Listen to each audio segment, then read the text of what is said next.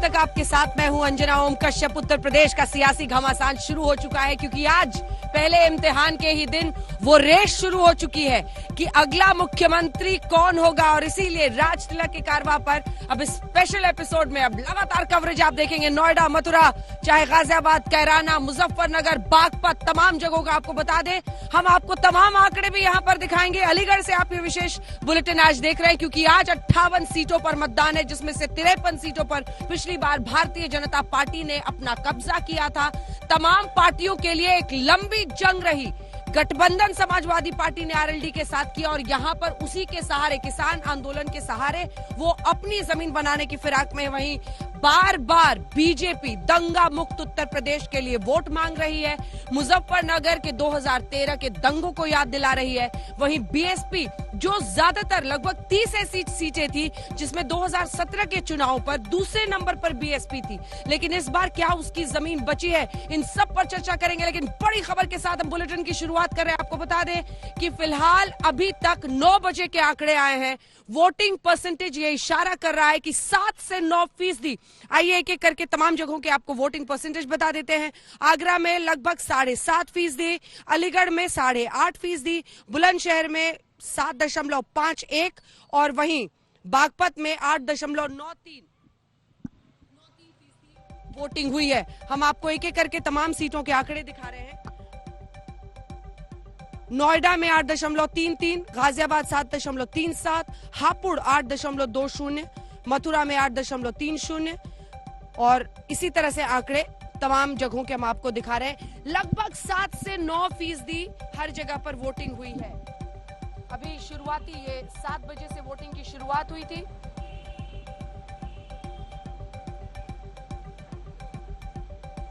और 2 घंटे के बाद ये आंकड़ा सामने आ रहा है। यूपी में कहां पर कितनी वोटिंग हुई है ये आंकड़े हम आपको दिखा रहे हैं। लेकिन एक बार फिर से बता दें, पश्चिमी उत्तर प्रदेश के साथ उत्तर प्रदेश में ये 58 सीटों पर आज वोटिंग हो रही है सुबह 7 बजे से।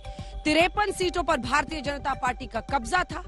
बड़े मुद्दे यहाँ पर क्या क्या हैं? किसान आंदोलन को बहुत सहयोग मिला पश्चिमी उत्तर प्रदेश से, जिसे जाट बेल्ट भी कहा जाता है। लेकिन इसी के साथ हम अलीगढ़ में भी मौजूद है।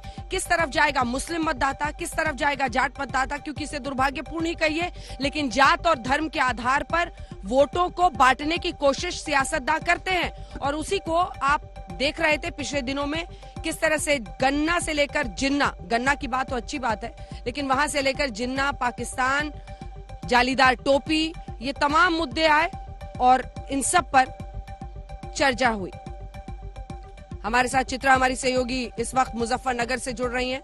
हमारे साथ यहाँ पर खास मेहमान ख्वाजा मोहम्मद शाहिद साहब, जो कि फॉर्मर वाइस चांसलर हैं मौलाना आजाद नेशनल उर्दू यूनिवर्सिटी के, वो भी हमारे साथ जुड़ रहे हैं। पूर्व रजिस्ट्रार भी रह चुके हैं जामिया मिल्लिया इस्लामिया के। हमारे साथ तमाम पत्रकार भी जुड़ेंगे। लिए चलेंगे आपको तमाम सहयोगियों के पास, क्योंकि इस वक्त उन 58 सीटों पर हमारे रिपोर्टर्स मौजूद हैं जो वहां का जोश दिखा रहे हैं। मुजफ्फरनगर पिछली बार clean sweep Bharatiya Janata party ने किया था चित्रा, लेकिन इस बार उनके लिए बड़ी चुनौती थी किसानों को तीनों कृषि कानूनों की वापसी के साथ उनकी नाराजगी दूर कराने की। कहां तक वो साबित हुआ है बाद में ही पता चलेगा, लेकिन जोश कितना दिख रहा है वोटर्स में। देखिए, जोश तो पूरा हाई है और यहाँ पर बड़ी तादाद में मतदाता भी आ रहे हैं अपने मताधिकार का प्रयोग करने के लिए। यकीनन आज लोकतंत्र का सबसे बड़ा त्योहार है। गन्ना और जिन्ना के बीच किया ये चुनाव, इसके साथ ही कानून व्यवस्था एक बड़ा मुद्दा। जो लोग वोटिंग के लिए पहुंचे उनसे जरा बातचीत करते हैं। मुद्दा सर आपके इलाके का, मुजफ्फरनगर का क्या है? भारतीय जनता पार्टी जब से सरकार यहाँ आई है हमारी बहुत शांति है, कानून व्यवस्था बहुत बेहतर है। और मुद्दा क्या है? मैंने कानून व्यवस्था, ये एक बड़ा मुद्दा है। बहुत मुद्दा है। कानून व्यवस्था से जो व्यापारियों का रोजगार था पहले की अपेक्षा बहुत अच्छा चलने लगा। अब उन्हें कोई भय नहीं है। क्या आप गुड़ व्यापारी हैं? नहीं, मैं एक बिजनेसमैन हूँ, व्यापारी हूँ, मेरी यही दुकान है। अच्छा, कुछ और लोग हैं, उनसे भी पूछते हैं। साहब, वोट डालने के लिए आए हैं, मुद्दा क्या है आपके इलाके का? हमारे इलाके का मुद्दा तो यही था कि सुरक्षा का था सबसे बड़ा मुद्दा, जो कि मुजफ्फरनगर के लिए मैं कहूंगा। और जो वर्तमान सरकार है, मैं बिल्कुल खुल के कहता हूँ कि उसमें जो मुद्दा नहीं, बस मैं बता रहा हूँ कि सुरक्षा का है और सुरक्षा पर उन्होंने बहुत अच्छा काम किया है। सुरक्षा एक बड़ा मुद्दा है। अंजना, मैं आपको थोड़ा अंदर लेकर चलना चाहूंगी। एक बुजुर्ग यहाँ पर वोट डाल के आए हैं, जरा मैं चाहूंगी कि आप अपनी स्याही का निशान दिखाइए। ये देखिए, कितनी उम्र है दादा आपकी? 95 साल के आप हैं? हाँ जी, हाँ जी। 95 साल के हैं आप, वोट डाल के आए हैं। हाँ जी, हाँ जी। क्या मुद्दा रहा जिसको ध्यान में रखकर आपने वोटिंग की है? बस मुद्दा तो ये है कि भगवान सुख शांति रखे और प्रजा को राजी खुशी रखे। अच्छा, अभी तो जिस तरह का उत्साह देखने को मिलना चाहिए बाकी हिस्सों के मुकाबले कम दिखाई दे रहा है। आप चाहेंगे, आप 95 साल के हैं, यहाँ पर वोट डालने के लिए आए हैं, बाकी लोग भी ज्यादा से ज्यादा तादाद में आए और वोट डालें यहाँ पर? हाँ जी, सब डाल रहे। आप बताइए, आपने वोट डलवाए हैं? आपने वोट डाल दिया अपना? क्या मुद्दा रहा आपके जहन में? वो मुद्दा क्या अच्छा है, भाजपा सरकार ने ठीक किया काम। ठीक है, देखिए यहाँ पर मुद्दा पूछो, महिलाएं भी आई हैं, जरा उनसे बातचीत करते हैं। थोड़ा इधर होइए। मुद्दा क्या है आपके इलाके का, बताइए जी। अच्छा, इनसे बात करते हैं। आप फर्स्ट टाइम वोटर हैं? हाँ जी, हाँ जी। क्या मुद्दा है आज के इस इलेक्शन का? आप क्या दिमाग में रखकर आई हैं वोट डालने के लिए? जो मेरे को ठीक लगेगा मैं वही करूंगी यहाँ आके। मैं नहीं किसी को डिक्लेयर करना चाहती कि क्या मुद्दा क्या है, इश्यूज क्या है जिसको ध्यान में रखकर आप वोटिंग के लिए पहुंची हैं? मैं स्टूडेंट हूँ तो मैं वही सोच के आई हूँ कि मेरे लिए क्या बेनिफिट होगा, मैं वही करने आई हूँ यहाँ पे। अच्छा, ठीक है अंजना, एक और दिलचस्प बात है, यहाँ पर सुरक्षा में जो लोग तैनात हैं आज तक लगातार वो देख रहे हैं मोबाइल के जरिए भी और पल पल की खबर ले रहे हैं। फर्स्ट टाइम वोटर आप भी हो? हाँ जी, हाँ जी। अच्छा, क्या है आपके ज़हन में, क्या बात? अगर गर्ल्स को ज्यादा एजुकेशन मिले और वैसे भी अब तो योगी लैपटॉप, एक्टिवा वगैरह, तो हमारे लिए ये अच्छा होगा। हमें जितनी ऑनलाइन एजुकेशन हो रही है हमें ज्यादा मिलेगी, तो ये तो होना ही चाहिए। यही है फर्स्ट टाइम वोटर के मन में, यही है दिमाग में आपके कि वोट आप चाहेंगे कि ज्यादा से ज्यादा जो यूथ है वो वोट डालने के लिए यहाँ पर हाँ पहुंचे? जी, बहुत इम्पोर्टेंट है, वोटिंग तो बहुत इम्पोर्टेंट है, हमारा राइट है कि हमें वोट करना चाहिए। जी चित्रा, देखिए यहाँ पर 95 साल के बुजुर्ग भी आपको मिल गए अंजना, और यहाँ पर 18 साल चित्रा। के फर्स्ट टाइम जो वोटर हैं उन्होंने भी यहाँ पर अपील कर दी है कि ज्यादा से ज्यादा तादाद में महिला वोटर्स बड़ा मुद्दा रही हैं। जरा महिलाओं से बातचीत करते हैं, उनको लुभाने के लिए घोषणा पत्र में भी बड़े बड़े वादे किए गए हैं। क्या मुद्दा रहा मुजफ्फरनगर में जिसको वोट? मैं लौट रही हूँ चित्रा आपके पास जल्दी जल्दी तमाम जगहों पर। अभिषेक, हमारे सहयोगी कुमार अभिषेक इस वक्त हमारे साथ कैराना से जुड़ रहे हैं, मथुरा से हमारे साथ अभिषेक मिश्र हैं, सईद अंसारी मेरठ से हैं। इससे पहले कि मैं तमाम मेहमानों से भी बातचीत करूं, क्योंकि संजय कुमार जी हमारे साथ सिफोलॉजिस्ट के तौर पर, एनालिस्ट के तौर पर जुड़ रहे हैं, विवेक अग्निहोत्री जी हमारे साथ वरिष्ठ पत्रकार के तौर पर जुड़ रहे हैं, विजय त्रिवेदी भी हमारे साथ वरिष्ठ पत्रकार के तौर पर जुड़ रहे हैं। लेकिन सीधे आपके पास कुमार अभिषेक आते हुए, जब कैराना से गृह मंत्री अमित शाह ने अपने चुनावी प्रचार की शुरुआत की, यह तय था कि उन्हें इस बात का एहसास है कि अगर उन्हें एसपी आरएलडी गठबंधन का काट खोजना है तो हिंदुत्व के सहारे बढ़ना पड़ेगा, और उसी की पहचान उन्होंने दी। मथुरा, कैराना, ऐसी जगहों से ही उन्होंने शुरुआत की।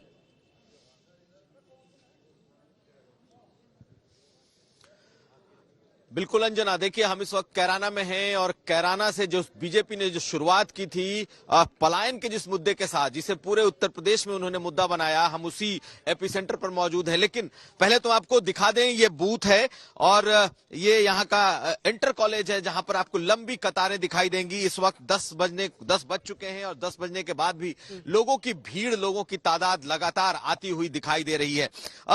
अगर आप मुद्दों की बात करें तो मुझे लगता है कि ये इलाका पहले से ही लोगों ने मन बना रखा है और बहुत ज्यादा स्विंग वोटर यहाँ आपको नहीं दिखेंगे। मैं कई लोगों से बात भी करूंगा, आप मुद्दों की बात पूछेंगे, लोग मुखर होकर अपनी पसंद बताने लगते हैं। लेकिन आप ये कतार देखिए, सुबह से चाहे महिलाएं हो, पुरुष हो, युवा हो, सब के सब इस वक्त लाइन में लगे हुए हैं।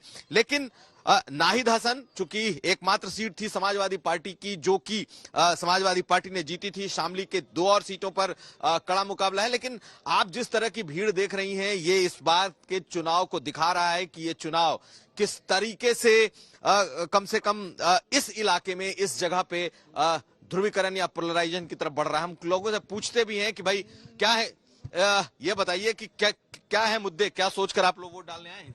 रोजगार का मुद्दा है जी। रोजगार का मुद्दा है, महंगाई का मुद्दा है, महंगाई बहुत ज्यादा हो रही है। आप लोग, आपके मन जहन में क्या है मुद्दे? कोई नहीं मुद्दा है, ठीक है जी, वोट डालने बस। वोट डालने आए हैं। क्या है इस बार आप लोगों का मुद्दा? क्या रोजगार की है जी, रोजगार का मुद्दा है। क्या नाम है? सतीश। आप लोगों का क्या मुद्दा है भाई साहब? वोट डालना जी, वोट डालना बस। वोट डालना है, कोई मुद्दे नहीं है? नहीं, कोई मुद्दा नहीं। क्या नाम है आपका? मनोज। कई और लोग हैं, इस तरफ महिलाएं भी हैं, हम उनसे भी बात करने की कोशिश करते हैं। देखिए ये भी एक बड़ी कतार है, कोशिश करता हूं उनसे बात करने के लिए। आप लोग आई हैं वोट डालने, ये बताइए कि किस मुद्दे पर वोट डाल रही हैं? भाई अल्लाह ताला गरीबी हटा दे, मजबूरियां दूर कर दे गरीबों की, इस मुद्दे से डाल रहे वोट। गरीबी हटा दे। आप भी वोट डालने आई हैं, लंबी कतार आप लोग को दिखेगी। क्या सोच कर आया वोट करने आप? बस अल्लाह सबकी मदद करे, वो जो बेहतर अल्लाह उसको बेहतर कर दे जो बिल्कुल। तो अंजना देखिए, यहाँ वोटरों की तादाद भी दिखाई दे रही है, लोगों की लाइन भी दिखाई दे रही है और कैराना अपने आप में सबसे बड़ा मुद्दा बना हुआ है, क्योंकि यहीं से अमित शाह ने पलायन का मुद्दा छेड़ा था और कह सकते हैं कि इसका असर यहां से लेकर के पूरे उत्तर प्रदेश में भी पड़ेगा। लेकिन एक बात साफ है कि जितनी भीड़ निकल करके आई है, ये एक बड़े परसेंटेज की ओर इशारा कर रहा है कि इस बार की वोटिंग कहीं ज्यादा हो सकती है। अंजना।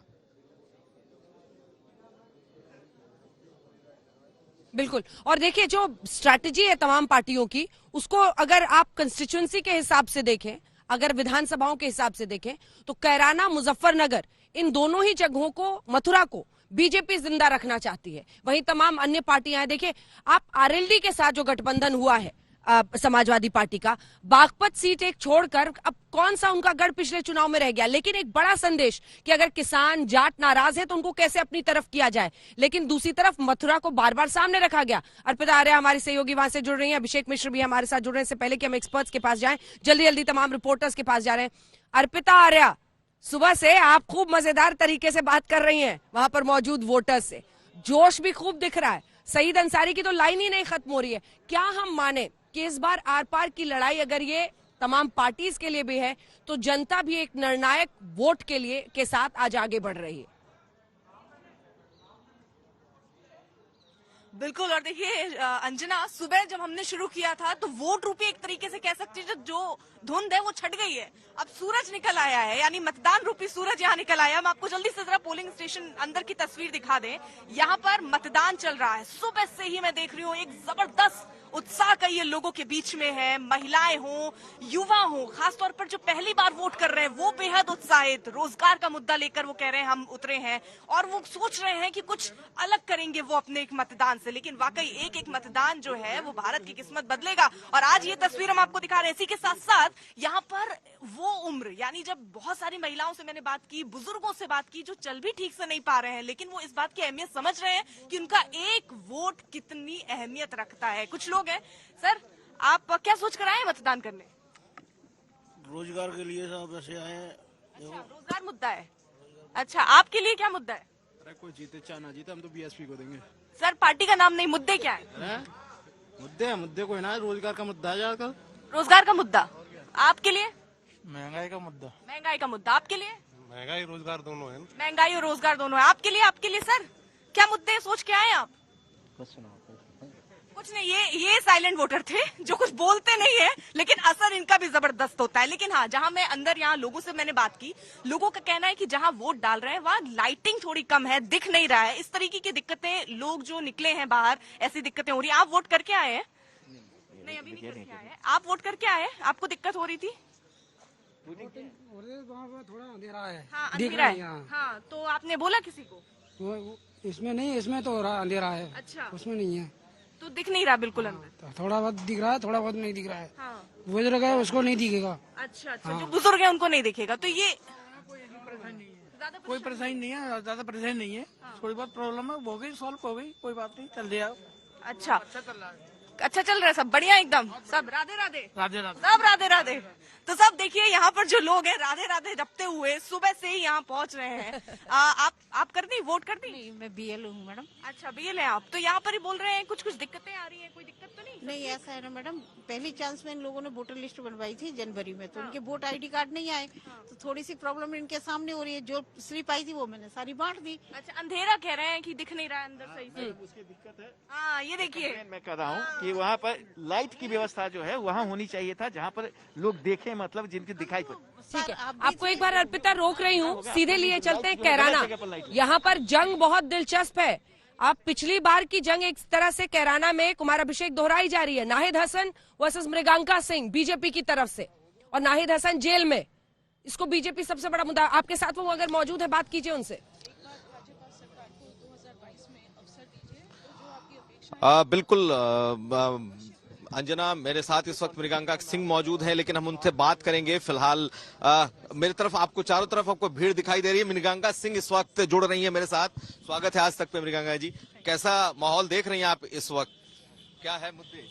बहुत ही उत्साहित माहौल है, और देखिए आप किस तरह से इस टूटती हुई ठंड में कैराना की जनता लाइन लगा के वोट कर रही है।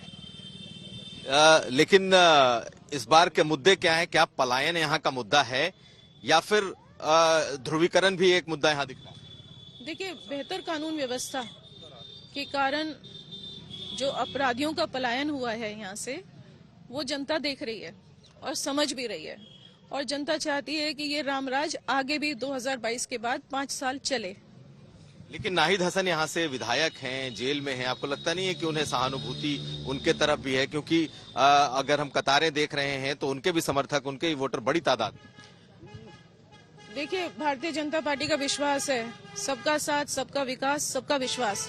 तो ये भी भारतीय जनता पार्टी को वोट करने के लिए आए हुए हैं यहाँ पे, और 10 मार्च में आप देखिएगा, मेरी बात का आकलन आप स्वयं कीजिएगा। आपके इस कॉन्फिडेंस की वजह क्या है? आप मुस्कुरा भी रही हैं क्योंकि ये ऐसी जगह है जो कि बीजेपी के लिए प्रतिष्ठा वाली सीट भी है और बीजेपी के लिए सबसे मुश्किल सीट।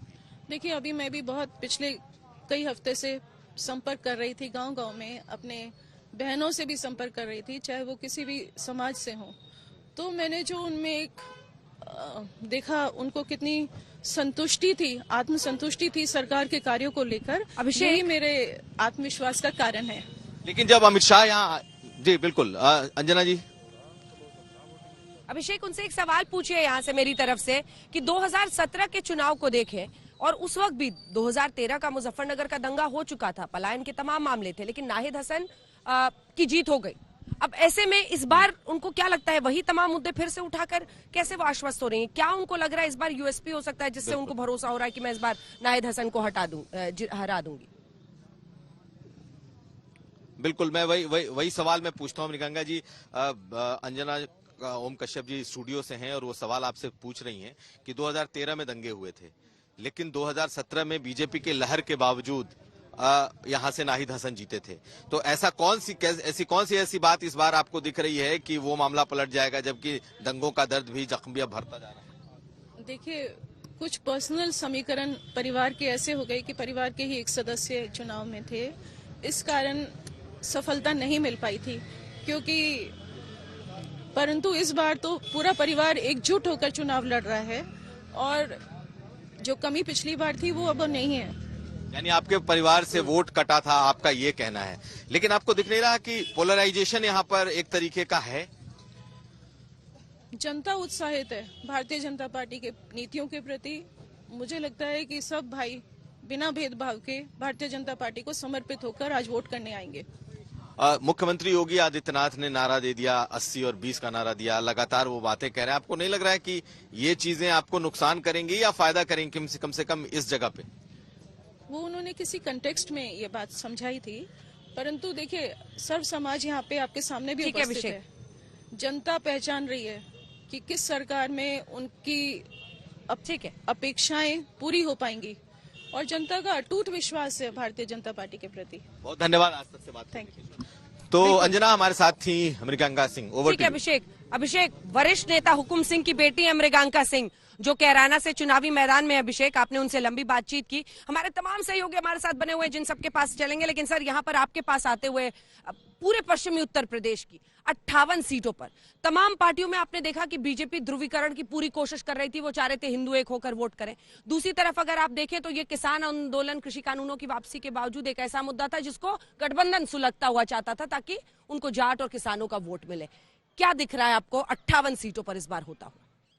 58 सीटों में जैसे कि आप खुद अपने आंकड़ों से बता रही हैं, बीजेपी तकरीबन सब पे काबिज है। ये समझिए बीजेपी का स्ट्रांग होल्ड है। ये 53 आउट ऑफ 58, तो ऑलमोस्ट 100%, 90% इनका होल्ड है। तो जितना भी गठबंधन इसमें डेंट कर देगी, चाहे वो 10% डेंट करे, चाहे 20% डेंट करे, तो वो गठबंधन की कामयाबी मानी जाएगी मेरी नजरों में। कोशिश पूरी है और आपकी बात से मैं पूरी तरह सहमत हूँ कि इसका जो कम्युनलाइजेशन हो रहा है, उस पार्टियां पूरे तौर पे लगी हैं कम्युनलाइजेशन हो जाए, या जाति का मुद्दा आ जाए, जात का मुद्दा आ जाए या कम्युनल मुद्दा आ जाए। ये दो मुद्दे लेके आप चुनाव में कूदे हुए हैं सारी पार्टियां।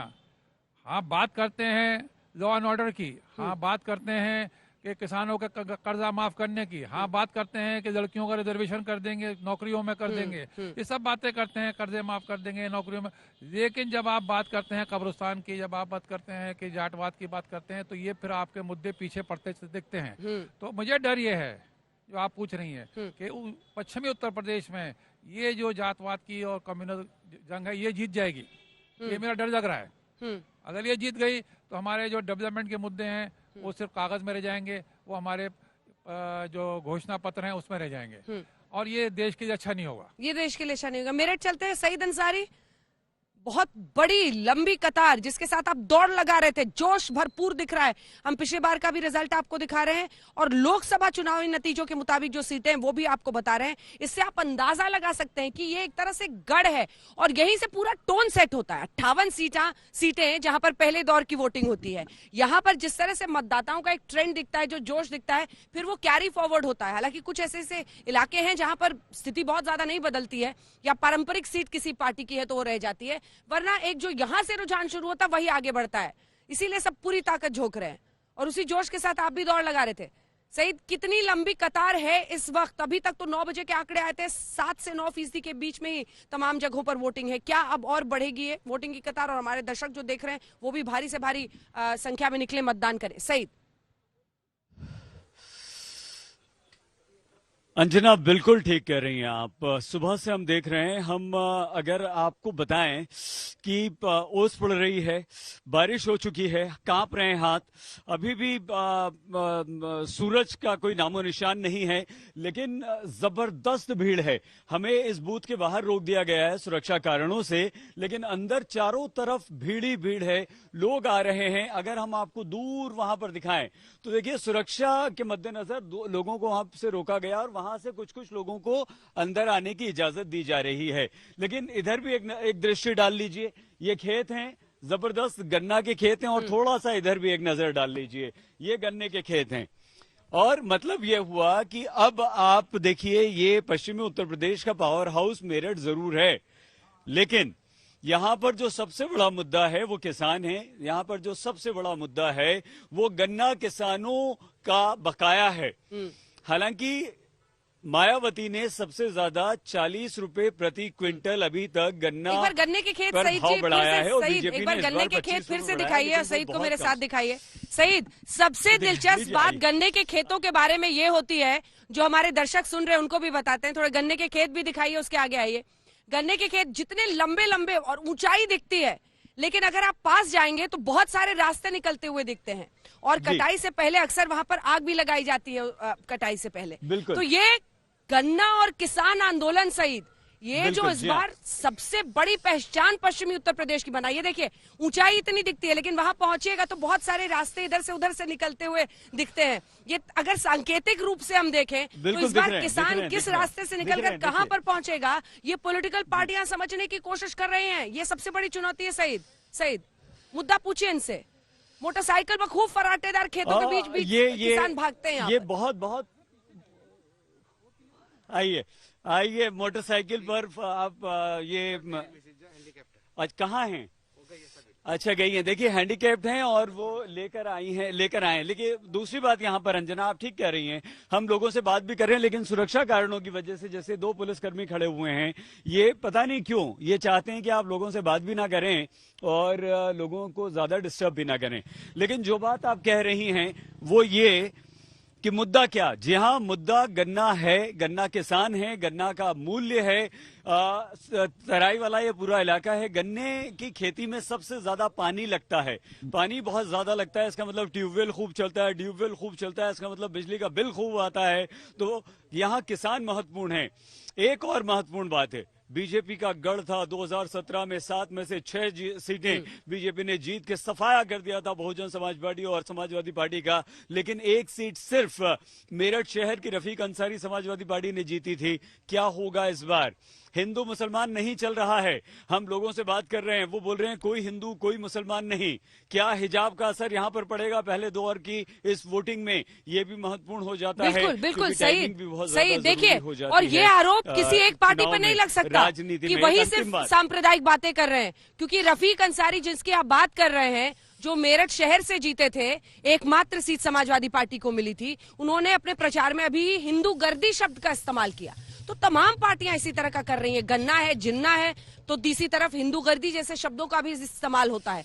53 सीटें उनके पास पिछली बार चुनाव में आई थी 58 सीटों में से, और एक एक करके तमाम आंकड़े अगर हम आपको ग्राफिक्स के जरिए यहां पर दिखाएं तो आप समझ जाएंगे कि कैसे उत्तर प्रदेश में इस पहले फेज में निर्णायक जंग लड़ने की फिराक में तमाम पार्टियां हैं। सबसे पहले कैराना, मृगांका सिंह वर्सेस नाहिद हसन। ये जंग इतनी महत्वपूर्ण क्यों है? क्योंकि पिछली बार कैराना, मुजफ्फरनगर, पलायन सब कुछ होते हुए नाहिद हसन जीत गए थे, और नाहिद हसन इस बार जेल में उनको जनवरी के महीने में अरेस्ट किया गया, वो जेल से वहीं जंग लड़ रहे हैं। साहिबाबाद, सुनील शर्मा वर्सेस अमरपाल शर्मा जो कि गठबंधन की तरफ से है। 9 मंत्री हैं, 9 मंत्री जो इस बार चुनावी मैदान में है भारतीय जनता पार्टी की तरफ से। नोएडा में आप देख रहे हैं रक्षा मंत्री राजनाथ सिंह के बेटे पंकज सिंह और पंकुड़ी पाठक की लड़ाई है। वहीं बेबी रानी मौर्य, आगरा देहात की बात है, महेश जाटव से उनकी लड़ाई है। तो कुल मिलाकर ये सबसे बड़ी सीट आप कह सकते हैं श्रीकांत शर्मा के लिए, मथुरा को फिर से हासिल करना, जहां एसपी आरएलडी गठबंधन की तरफ से देवेंद्र अग्रवाल चुनावी मैदान में है। तो एक एक करके हम आपको दिखा रहे हैं कि कहां पर वीआईपी सीट्स आप कह लीजिए या सबसे बड़ी लड़ैया कह लीजिए उत्तर प्रदेश के लिए ये जंग छिड़ी हुई है। जिस तरह की परफॉर्मेंस पिछली बार पश्चिमी उत्तर प्रदेश में हुई थी, 9 ऐसे मंत्री बनाए गए थे यहां से, तो ये गढ़ था एक तरह से, लेकिन क्या वो गढ़ रहेगा, इस पर सवाल रहेगा। और मैंने बताया आपको अलग अलग जगहों पर हम गए। मेरठ में आप देखिए, अगर आप मुजफ्फरनगर की ही बात कर लें तो वहां पर संजीव बालियान, राकेश टिकैत किसान आंदोलन के, सबके लिए, और वहां पर अंदर ही अंदर खापों की भी लड़ाई है। देश खाप जो संजीव बालियान साहब का है, तो उनका खाप जो जिसको टिकैत साहब मानते हैं, तो वो एक अलग स्तर की जाति पर मामला पहुंच जाता है। आप जो बात कह रही हैं, मैंने अपने पिछले कमेंट में यही बात कही थी, लेकिन मैं ये बता रहा हूँ, मैं भी इधर घूमा हूँ, अलीगढ़ में घूमा हूँ, नोएडा में घूमा हूँ, वैसे घूमा हूँ, किसी पार्टी की तरफ से नहीं घूमा हूँ, लेकिन मुझे लग रहा है कि किसान नाराज दिख रहा है। अब वो खाप के बदले या किसी आदमी के व्यक्ति की बात हो, लेकिन किसान में एक बात ये थी कि उसकी जब वो एजिटेशन हुआ जो 1 साल चला और जो उसको नुकसान हुआ, और किसान के नेताओं ने जब बयान दिए, तो कहीं ना कहीं अंडर करंट में मुझे उनकी नाराजगी दिखाई दी। अब वो कितना वोट में कन्वर्ट हो जाता है और वो कितना गठबंधन को उसका फायदा पहुंचता है। मैंने जैसे आपसे कहा कि अगर इस 53 सीटों को कम करके 40 भी कर देते हैं, जो बीजेपी के फायदे की सी होगा, लेकिन अगर 40 भी कर देते तो गठबंधन को फायदा होगा अपने करके। अलीगढ़ शहर में मैं घूमा हूँ, मैंने देखा है कि यहाँ से भी मुझे लगता है कि कुछ प्रत्याशी किसी दूसरी पार्टियों की काफी मेहनत कर रहे हैं और आशा या उम्मीद उनको है कि वो जीत सकते हैं। अब ये कितना वोटर, वो जो आप बार बार कह रही हैं गन्ना और जिना, उससे ऊपर उठता है। अभी तक 9% वोटिंग आप बता रहे हैं, कितना वोटिंग और बढ़ जाता है ये अच्छी बात होगी। अगर वोटिंग ज्यादा बढ़ता है, अगर सुबह 9 बजे 9% हो गई है, अच्छी बात है मेरी नजर में। तो मैं बार बार ये देखता हूँ, मुझे डर ये लगता है कि अगर ये जो गठबंधन की सरकार या सरकार में नहीं, गलत की जो गठबंधन की पार्टियां हैं, वो कितना वो किसान एजिटेशन का फायदा उठाकर, और जिसको आप जाट बैठ कह रही हैं, और वो जातिवाद को लेकर कितना कम्युनिज्म को तोड़ सकते हैं और उससे फायदा उठा सकते हैं। तो बीजेपी को अगर उन्होंने 53 से कम करके 40 पे भी खड़ा कर दिया, तो बीजेपी की फिर भी मेजोरिटी सीटें होंगी पश्चिमी उत्तर प्रदेश से, लेकिन कम कर दिया तो उतना नुकसान पहुंचाने की बीजेपी नेता यही कहते हैं। अगर आप अंदर खाने उनसे बात कीजिए, संजय जी भी हमारे साथ स्टूडियो से मौजूद है, वो कहते हैं कि अगर 317 में से गिरेंगे भी तो कितना गिरेंगे, बहुमत पहुंच जाएंगे। अंदर खाने जब उनसे आप बातचीत कीजिए तो इस तरह की बातें वो कह रहे हैं। संजय जी, मैं आपके पास भी आऊंगी क्विक कमेंट के लिए, लेकिन हिमांशु मिश्रा नोएडा से बने हुए हैं, हमारे साथ अभिषेक मिश्र मथुरा से बने हुए हैं। अभिषेक, आपके पास आते हुए, देखिए मथुरा को प्रोजेक्ट करना, सामने करना, केशव प्रसाद मौर्य ने एक ट्वीट के जरिए पहले छोड़ा था कि काशी अयोध्या के बाद अब मथुरा की बारी है, और उसके बाद से धीरे धीरे उस पर फिर बहुत ज्यादा ओवरबोर्ड नहीं गए, लेकिन मथुरा को धीरे धीरे, तो ऐसे इश्यूज को उठाकर हिंदुओं को की जाति से ऊपर उठकर हिंदू होकर वोट करो, ये बीजेपी की कोशिश होती है। क्या वहां पर दिख रहा है इस बार? दिखाएं। देखिए, बिल्कुल अंजना, आपने बिल्कुल ठीक कहा कि इस बार के चुनाव में मथुरा कहीं ना कहीं पूरी तरीके से ध्रुवीकरण का एक केंद्र नजर आ रहा था, क्योंकि जिस तरीके से शुरुआत हुई केशव प्रसाद मौर्य के ट्वीट से, उन्होंने मथुरा के मंदिर के निर्माण को भव्य स्वरूप देने की बात की, उसके बाद में एक के बाद एक तमाम नेताओं ने सुर के साथ सुर मिलाए थे। हम मौजूद हैं मथुरा के एक पोलिंग सेंटर पर आप देख सकते हैं भीड़ अच्छी खासी है। सुबह से ही पोलिंग का ट्रेंड जो था वो लगातार शुरू हो गया था और यहाँ पे मतदाता आ रहे थे। यहाँ का समीकरण इसलिए भी दिलचस्प हो जाता है क्योंकि यहाँ पे आप गन्ना के किसानों का भी कहीं ना कहीं इंपैक्ट दिखाई देता है, जाटों का भी यहाँ वर्चस्व है और हार्ड कोर अगर तो आप देखें तो हिंदुत्व फैक्टर भी इन तमाम सीटों पर है। श्रीकांत शर्मा की लड़ाई है सीधे तौर पर देवेंद्र अग्रवाल जो कि समाजवादी पार्टी गठबंधन के कैंडिडेट है, लेकिन प्रदीप माथुर जो कि 4 बार कांग्रेस के विधायक रह चुके हैं वो काफी आश्वस्त हैं क्योंकि उनको लगता है कि जमीन के नेता वो हैं, श्रीकांत बाहरी हैं और बाहरी को इस बार बाहर का रास्ता मथुरा की जनता दिखाएंगी, उनका दावा है। लेकिन इस बात में कोई दो राय नहीं होगी अंजना की मथुरा के मुद्दे को भुनाकर बीजेपी ने जिस तरीके से तस्वीर दिखाने की कोशिश की है, अयोध्या काशी की बात मथुरा, और यहाँ लोगों से भी जब बातचीत कर रहे थे तो उन्होंने भी इस बात को कहीं ना कहीं माना। एक विकलांग हमको मिले जो कि पूरे तौर पर समर्थन में नजर आ रहे थे कि मंदिर भी बनना चाहिए। और भी वोटर्स उनसे बात करेंगे। भाई साहब क्या नाम है आपका? जितेंद्र कुमार गौतम। जितेंद्र बताइए मथुरा की तस्वीर बदली है पिछले 5 सालों में, क्या कुछ यहाँ पे बदली है? बिल्कुल बदली है। पहले की जो सरकार थी उससे आज की सरकार में पूरा क्लियर दिखता है पहले क्या था और अभी क्या है। अच्छा मंदिर की जो बात हो रही है, भव्य मंदिर, आपको जरूरत लगती है, इसकी जरूरत है? बिल्कुल जरूरत लगती है हमें आज के टाइम पे भी और आगे आने वाले टाइम पे भी। जो पिछली सरकारों ने किया है और जो अभी की जो सरकार योगी जी ने जो किया है उसमें आगे होना चाहिए मंदिर का। आपका क्या नाम है भाई साहब? आपका क्या नाम है? मेरा नाम अजय सिंह है। आपको लग रहा है भव्य मंदिर की जरूरत है मथुरा में? जी भव्य मंदिर की जरूरत है मथुरा में? जरूरत है लेकिन विभाजन डाल के जरूरत नहीं है। अच्छा मतलब शांति से बनना चाहिए? शांति से ही बनना चाहिए और हिंदू मुसलमान की राजनीति नहीं चलनी चाहिए। मथुरा में काम हुआ है, कुछ बदलाव देख रहे हैं? बदलाव हुआ है लेकिन उस स्तर से नहीं हुआ जिस स्तर से कहा गया था। क्या चीजें और आपको लग रही है और किन चीज मुद्दे पे काम? देखिए पूरे शहर की सड़कें सारी खराब है। कोई भी सड़क ऐसी नहीं है शहर के अंदर जो सही हो। सड़कों पे काम नहीं हो पाया? नहीं हो पाया। और ऊर्जा की मंत्री यहीं से आते हैं, ऊर्जा है यहाँ पे? ऊर्जा है लेकिन ऊर्जा का कॉस्ट इतना बढ़ा दिया है कि बस पूछिए मत। अच्छा मतलब बिजली के दाम बढ़े और ऊर्जा मंत्री जब नजर आए थे जब उन्होंने मतलब वोट मांगी थी उसके बाद नजर ही नहीं आए। आपका क्या नाम है? विष्णु। आपको लग रहा है कि मंत्री जी ने काम किया है मथुरा में? हाँ बहुत काम किया है वैसे। और क्या, और मंदिर का निर्माण भी चाहिए आपको? मंदिर का निर्माण भी होना चाहिए, कोई दिक्कत नहीं है। मंदिर के 4 आवाजें, 4 अलग-अलग बातें। अभिषेक मिश्र, अग्निहोत्री जी मैं आपके पास भी आऊंगी। सुविधा तो थोड़ा सा इंतजार उसके लिए करते हैं। अभिषेक हमारे साथ बने हुए हैं जो बता रहे हैं मथुरा में लोगों की बात, लेकिन जल्दी से एक बार हिमांशु के पास चलते हैं। देखिए किसी को मंदिर चाहिए, कोई कहता है हिंदू मुसलमान नहीं होना चाहिए, और ये शब्द संजय जी हम लोगों ने पिछले कई दिनों से सुना है क्योंकि पहले चर्चा होती थी यहाँ वहां की, लेकिन अब आम आदमी भी सड़कों पर जो मिलता है वो बार बार कहता है कि हिंदू मुस्लिम चुनाव नहीं होने चाहिए। वो बहुत निर्णायक तरीके से इस बात को बोलता है, लेकिन वहीं पर एक ऐसे भी लोग हैं जिनकी जो खुलकर कहते हैं कि हाँ हमें मथुरा में मंदिर चाहिए। सीधे लिए चलते हैं आपको जल्दी से, हमारे सहयोगी हिमांशु इस वक्त जुड़े हुए हैं। हिमांशु, एमएलए के काम पर, जात पर या हिंदू मुसलमान पर आज ये निर्णय करना है जनता को। पंकज सिंह वहां से उम्मीदवार हैं, रक्षा मंत्री राजनाथ सिंह के पुत्र, और क्या नोएडा के मामले थोड़े अलग हो जाते हैं, शहरी इलाका है, वहां पे बिल्डिंग्स में लोग रहते हैं, एक तो वोटिंग प्रतिशत भी और नजारा दिखाई। देखिए मैं बिल्कुल बता दूं आपको कि मैं नोएडा के सेक्टर 15A में हूं अंजना, और मैं अपने कैमरामैन से कहूंगा या जिस तरीके से सईद जो है दौड़ दौड़ कर दिखा रहे थे लाइन की, वहां इतनी लंबी लाइन लगी हुई है मेरठ के अंदर, वैसा कोई सीन यहाँ नहीं है। यहाँ लाइन नहीं लगी है, इक्का दुक्का वोटर्स आ रहे हैं और वोटर से ज्यादा यहाँ पर मीडिया आकर भी ज्यादा है क्योंकि यहाँ से सांसद जो है महेश शर्मा आपसे कुछ देर में यहाँ आएंगे और अपना वोट कास्ट करेंगे। उनके साथ होंगे यहाँ से उम्मीदवार पंकज सिंह जो राजनाथ सिंह के बेटे हैं वो रहेंगे। और सबसे बड़ी बात यह है कि ये जाटलैंड जो है पश्चिमी उत्तर प्रदेश में माना जाता है। जब बीजेपी की तरफ से जाट नेताओं की बैठक हुई थी और उस बैठक के अंदर गृह मंत्री अमित शाह जाट नेताओं को संबोधित कर रहे थे, उसी बैठक में संजीव बालियान ने ये कहा था कि देखिए लखनऊ तक आपकी आवाज जो है वो सुनाई नहीं देती थी, लखनऊ में आपकी सुनवाई नहीं थी, दिल्ली में कम से कम सुनवाई थी।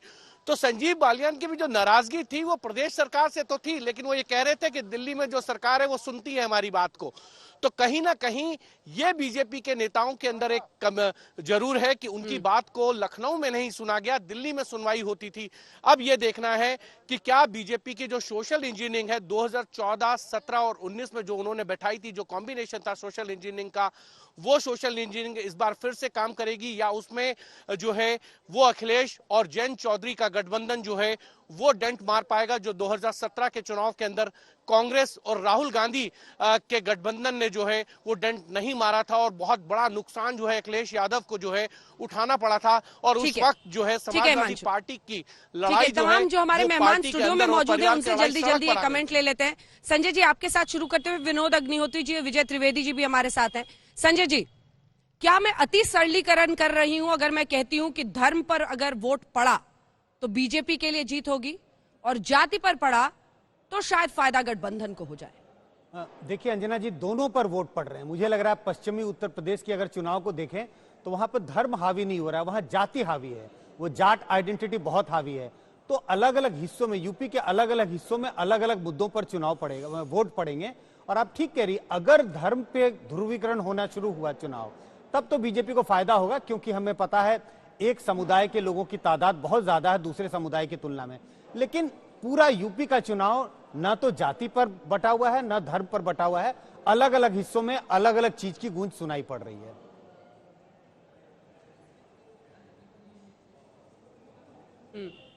बिल्कुल, क्योंकि आप देखिए जब हम लोग देवबंद से शो कर रहे थे, वहां पर ऐसी सीटें हैं जहां पर बीजेपी ही जीतती है।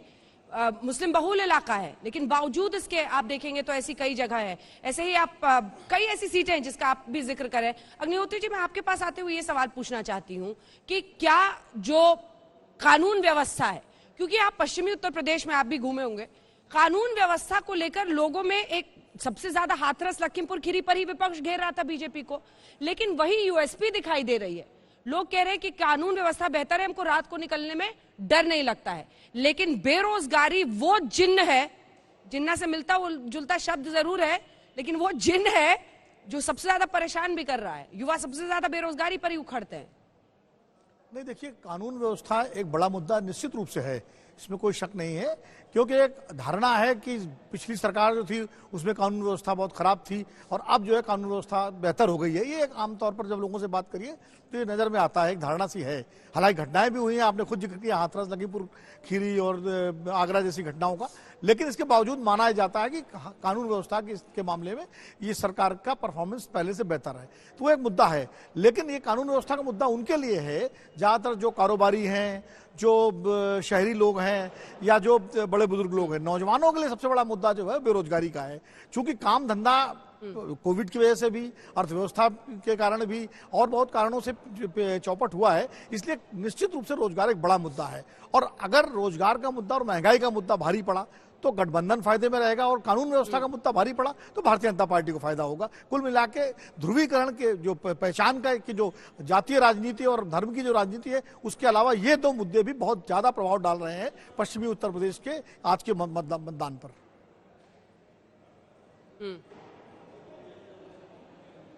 बिल्कुल, और अगर धर्म और जाति का बोलबाला रहा तो अपने अपने हिसाब से मुद्दे भी चुन लिए जाते हैं, ये भी अक्सर कई जगहों पर। चाहिए आपको लिए चलते हैं अब त्रिवेदी जी से जल्दी से एक छोटा सा कमेंट ले लेते हैं, फिर ऐश्वर्या हमारे साथ इसी अलीगढ़ से जुड़ रही है जहां से किसका होगा राष्ट्र तिलक आप देख रहे हैं। विजय जी, ये चुनाव योगी आदित्यनाथ के लिए बहुत बड़ा है। एक तो वो तीसरे मुख्यमंत्री ऐसे बने हैं जिन्होंने पूरा अपना टर्म किया, मायावती, फिर अखिलेश यादव और फिर वो योगी आदित्यनाथ। दूसरी तरफ पिछली चुनाव उनके चेहरे पर नहीं लड़ा गया था, ये चुनाव उनके चेहरे पर है। पिछली बार प्रधानमंत्री नरेंद्र मोदी, अमित शाह ही वो चेहरे थे जो पूरे उत्तर प्रदेश में पोस्टर्स में लगते थे। इस बार पीएम का चेहरा और योगी आदित्यनाथ का फिर बाकियों का चेहरा लगता है। योगी के लिए ये सबसे बड़ी जंग है और इसीलिए पूरी ताकत भी झोंक रहे हैं और उनका सबसे बड़ा इम्तिहान भी है। बिल्कुल ठीक बात है अंजना जी। एक तो ये कि आप अलीगढ़ में बैठी हुई हैं और जब शाम को वोट खत्म होगा तो उस ताले की चाबी आप ही के पास होगी जो खोल सकता है कि क्या हो रहा है। और योगी जी के लिए महत्वपूर्ण चुनाव है, तो इसको योगी जी की जंग भी मान सकते हैं और भारतीय जनता पार्टी के लिए एड ऑन भी मान सकते हैं कि पिछली बार योगी के बना अमित शाह और प्रधानमंत्री के चेहरे पे चुनाव लड़ा गया था, इस बार प्रधानमंत्री, अमित शाह और योगी, तो 3 लोग हो गए हैं। अब उसमें कौन नेगेटिव हो सकता है, कौन पॉजिटिव हो सकता है, ये तो बाद में पता चलेगा, लेकिन योगी के लिए ये महत्वपूर्ण है क्योंकि पहला चुनाव उनके नेतृत्व में लड़ा जा रहा है। और योगी आदित्यनाथ वो है जिनको लेकर भारतीय जनता पार्टी पूरे देश भर में चुनाव प्रचार में जा रही थी। तो जब अपने इलाके में आए हैं तो हमें उम्मीद करनी चाहिए कि उनका जो वोट है, उनका जो चेहरा है वो महत्वपूर्ण होगा। और जब हम कानून व्यवस्था की चर्चा करते हैं, जैसे अभी विनोद जी ने भी कहा, तो कानून व्यवस्था के लिए योगी जी के लिए परसेप्शन यह है कि वो एक बेटर परफॉर्मर रहे हैं पिछली सरकार के मुकाबले में। और रिलीजन की बात जहां हम खासतौर से पश्चिमी उत्तर प्रदेश में कर रहे हैं, तो जैसा आपने देवबंद का जिक्र किया, तो भारतीय जनता पार्टी ने पिछले दिनों में पूरे पॉलिटिकल पैराडाइम को बदल दिया है। जो वोट हम आज तक डिस्कस करते थे कि माइनॉरिटी वोट प्रभावी होगा या वो असर डालेगा, उस माइनॉरिटी सीट्स पर भारतीय जनता पार्टी ने जीत हासिल की। और इसमें इस बार के चुनाव में महत्वपूर्ण हो गया कि बहुजन समाज पार्टी ने 58 में से 16 सीटों पर मुस्लिम कैंडिडेट खड़े किए। तो क्या वो माइनॉरिटी वोट आरएलडी एसपी गठबंधन का साथ देंगे या उसका वोट काटेंगे? तो वो भी एक बड़ा मुद्दा होगा कि धर्म पर लड़ने के बाद भी जो पूरा political paradigm Bharatiya Janata party इस पर नजर रहेगी। बिल्कुल जी, बिल्कुल वो बटेगा या नहीं बटेगा इस पर निर्भर करेगा। एक बार आप रामपुर देख लीजिए, विजय त्रिवेदी जी, वहां पर आजम खान चूंकि 50% से ज्यादा मुस्लिम मतदाता है और वो लगातार जीत रहे, 9 बार विधायक रह चुके हैं, 10वीं बार इस बार चुनाव लड़ रहे हैं जेल से, लेकिन फिर भी उनको टिकट दिया जा रहा है। तो ये मकसद सबका साफ दिखता है, दोनों तरफ से मकसद साफ है, सबको पता है कि कहां पर क्या टारगेट करना है, कौन सा नब्ज पकड़ना है। वहीं आकाश सक्सेना को बीजेपी उतार रही है, जिन्होंने जो रिस्पॉन्सिबल है सबसे ज्यादा केसेस रामपुर में आजम खान पर ठोकने के लिए, इंडस्ट्रियलिस्ट है, लेकिन उन्हीं को टिकट बीजेपी ने दिया है। चलते हैं जल्दी से ऐश्वर्या के पास। ऐश्वर्या, अलीगढ़ एक और ऐसी सीट जो कि आप देखें तो मुस्लिम मतदाता काफी हैं, लेकिन यहां पर जो पहले एमएलए थे संजीव राजा, उनकी वो चूंकि असॉल्ट के केस में पिछले साल जेल में गए, उनको दोषी करार दिया गया 2 साल के लिए, हालांकि बेल उन्हें मिल गई, तो उनकी पत्नी को, मुक्ता राजा को, इस बार बीजेपी ने टिकट दे दिया। वहीं आप एसपी के उम्मीदवार को देखें तो उनका भी लाइन साफ दिखाई देती है। कांग्रेस का देखें तो अलीगढ़ मुस्लिम यूनिवर्सिटी यूनियन के उन्होंने फॉर्मर प्रेसिडेंट को टिकट दिया है। तो सब पार्टीज टिकट किस तरह से देती हैं, इसी से उनकी लाइन क्लियर हो जाती है सोच की।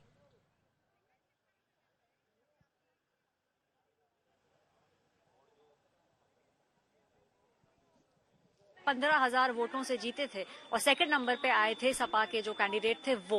अब यही बात है कि ये 15,000 वैसे सुनने में बहुत ज्यादा लगता है, लेकिन बहुत ज्यादा वैसे मार्जिन इसको नहीं माना जाएगा। देखिए अब जहां हम खड़े हैं, ये अलीगढ़ में शहर की सीट यहां से होती है और शहर से ही जीते थे पिछली बार संजीव राजा। 15,000 वोटों से अब की बार उनकी बीवी चुनाव लड़ रही है। बहुत ज्यादा मतदाता अब यहाँ पे इस समय नजर नहीं आ रहे हैं, लेकिन मैं आपको बता दूं कि एक बहुत अहम सवाल इस समय लोग यही पूछ रहे हैं कि जो मुसलमान है वो किस तरफ वोट करेंगे। आपने बिल्कुल सही कहा कि जिस तरीके से दिए गए हैं टिकट्स, उससे साफ है कि हर पार्टी चाहती है कि एक समुदाय का वोट उनकी तरफ गिरे।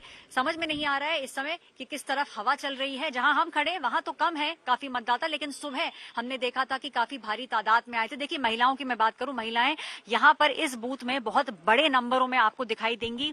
तो महिलाएं इस समय अलीगढ़ के अंदर बहुत महत्वपूर्ण एक रोल प्ले कर रही हैं। अंजना, दूर से चलती हुई महिलाएं आ रही हैं, जा रही हैं और यहाँ काफी समय से हमें देखने को मिला है कि अगर आंकड़ों की बात करें तो यहाँ इस समय महिला वोटर ज्यादा नजर आ रही हैं। अंजना, तमाम सहयोगी हमारे उत्तर प्रदेश के 58 सीटों पर अलग अलग जगहों से हमारे साथ लगातार जुड़ रहे हैं। किसका होगा राज तिलक जारी है। देखिए सिर्फ गन्ना जिन्ना नहीं, कर्नाटक में हिजाब का मुद्दा उठा, वो भी यूपी पहुंच गया। तो तमाम पार्टियों की रणनीति साफ दिखाई दी।